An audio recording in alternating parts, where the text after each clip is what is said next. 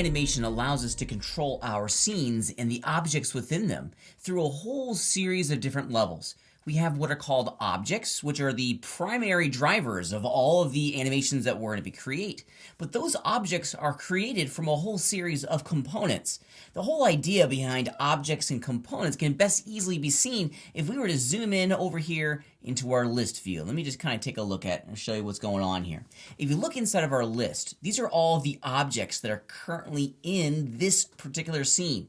And they are created from a whole series of components that provide us with an additional level of control on the movement, creation, or any number of things on the object itself. Let me show you a great example. Here we have the badge. This is that coin that we were looking at before.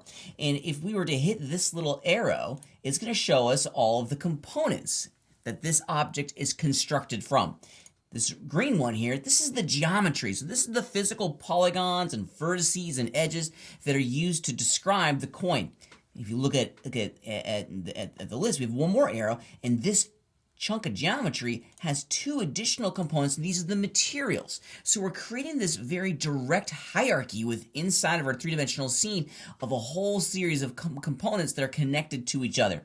All of them are fed into an object, and we get to control either the object or the component. Now, what's cool about this is that any change that I make to the geometry is immediately going to be fed up the hierarchy and displayed on the object itself. So it goes down and up. So there's a connection, a relationship between the different objects and their components.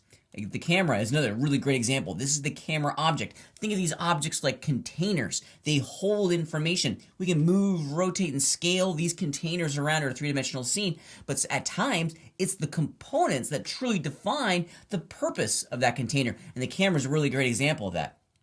If we were to twirl it open here, here's the actual camera component itself, and I'm going to zoom out just ever so slightly here, because I want you to check this out. If we were to go down a little bit, I'm going to pull up my interface. There we go. Okay, so check it out. I got my camera object selected. And if you look down here, you can actually see that it says camera. But now, once we click on the camera component, now we're seeing all the component properties inside of the properties panel. So each one of these has their own series of properties, but the components are really kind of the nuts and bolts of the function of this specific object. Now I'm going to return to my coin object just for 1 second here, because I want to show you a really important distinction between these different objects and components, because some components are pretty unique, like the camera and light components, but others are a little bit more universal that we're going to be leveraging and using all the time. Geometry components are such a great example of those components that we're going to be using kind of every single moment of every single day. So I have my little coin here, but what if I wanted to go in and change the shape of the coin? If I wanted to go in and massage the overall volume or move some verts and some edges and some polygons around, well, in order for me to do that, I need to change from the object level of selection and manipulation to the component level of selection and manipulation. What we were looking at over here is just simply a visualization of the properties. If I wanted to physically go in and grab some verts and grab some polygons, I need to change my selection mode inside of Blender to really facilitate that. And there's a couple ways that we can do this. So at the moment, I'm in object level, and there's a couple key visual indicators here that tells me I'm at the object level. If you look very carefully, I have a gigantic orange outline cruising around the selected object, the coin itself. If I was to left click in the background, now I no longer have that object selected. The orange outline is gone, and I'm no longer in a spot where I'm going to be manipulating the coin itself. So we left click on it, we get the orange outline. It tells us that we have that object selected. With it selected, we can do any number of things. We can move, rotate, and scale the entire container. At the object level, we're affecting everything that's connected into that container. So the object level is kind of like the global manipulation of this particular chunk of information inside of Blender. What if I wanted to go in and manipulate the components, the specific pieces in the object? Well, let me show you how to do that. It's really easy, and it begins with a very simple change in selection mode, and it's this button right here, the object or the mode pull down menu. You're going to see this menu all over the place in Blender. Almost every single viewport has this pull down menu, and it allows us very quickly to travel in and select the different modes that will allow us to manipulate specific components. I want to go into edit mode, which will allow us to go in and edit the components that are connected to this object. So remember, on the coin, we're now going in and manipulating the coin geo component that we saw inside of our hierarchy. Let's do it real fast. You can see that almost immediately our interface changes a little bit and the wireframes for this object are coming to the surface. In the edit mode, we now can go in and we can select a whole series of polygons. And for example, if I wanted just to simply, I'll run with the transform tool here, I can move those polygons around inside of my scene. So I'm working at the component level. So let me just turn that off for a second here. If we return to the top of our viewport, there we go. Also, I want you to notice that we have these three buttons at our interface. In edit mode, these will allow us to change our selection state. We can either select the vertices, the individual points on our surfaces, the edges, which are an edge is two vertices that are connected to each other, and then we have our polygons or our surfaces selection state.